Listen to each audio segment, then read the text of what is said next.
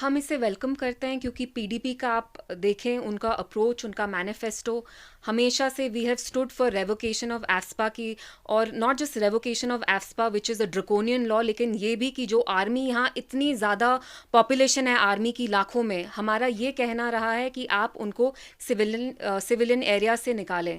लेकिन जब महबूबा जी यही बात करती हैं तो उनको एंटी नेशनल कहा जाता है, but it's a good start.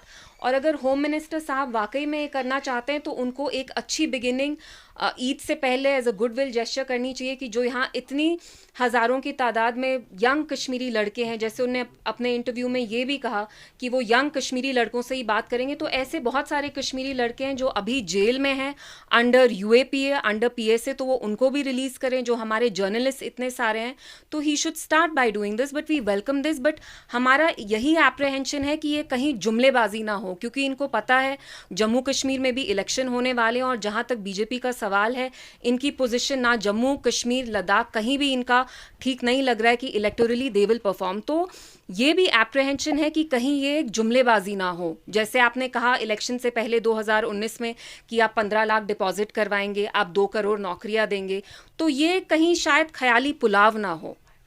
देखिए, we'll come to that point जब ये करेंगे, when they walk the talk, कहते हैं proof of the pudding is in the eating. इसका पहला स्टेप यही है कि इनको एफ्सपा रिवोक करना पड़ेगा, और जो यहाँ आर्मी इतनी ज़्यादा नंबर में है सिविलियन एरियाज में, आप खुद देखिए श्रीनगर में BB cantt is over how many acres, so they need to first get them out, then we'll see कि उनके बदले यहाँ किसको एम्पावर करेंगे।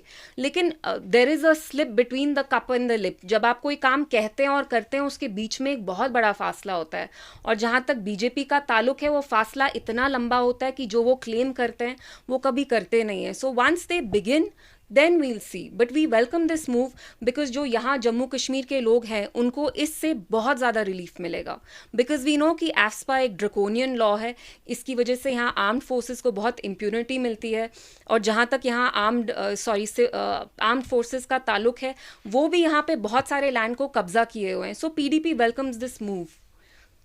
देखिए, जिन बीजेपी के हाथ में जिसकी लाठी उसकी भैंस। सुबह ये कहते हैं हालात ठीक हैं, तो उसके हिसाब से फिर ये अपने बाकी पॉलिसी डिसीजंस को डिफेंड करते हैं, जस्टिफाई करते हैं। शाम में कहते हैं हम फलाना फलाना डिमकाना चीज़ नहीं कर सकते क्योंकि यहाँ हालात ठीक नहीं है।